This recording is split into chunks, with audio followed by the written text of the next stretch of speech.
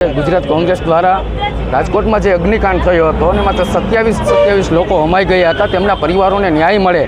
અને જે દોષિતોને સજા મળે તે અર્થે અમે કોંગ્રેસ દ્વારા જિગ્નેશભાઈ મેવાણીની આગેવાનીમાં કોંગ્રેસ દ્વારા 72 કલાકના પ્રતિક ધરણા ઉપવાસનું આંદોલનનું આયોજન કર્યું છે। ક્યાંક ને ક્યાંક 27 જેટલા પરિવારનો માળા વિખાયા, તેમ છતાં સરકાર તપાસ કમિટીના નાટક રચી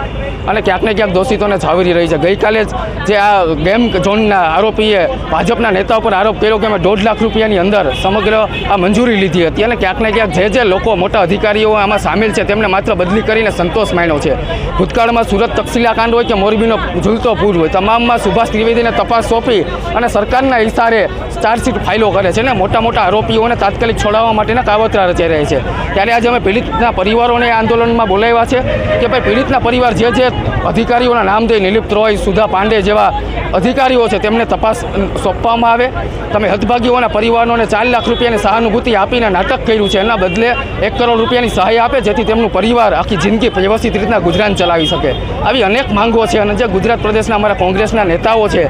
એ પરિવારોના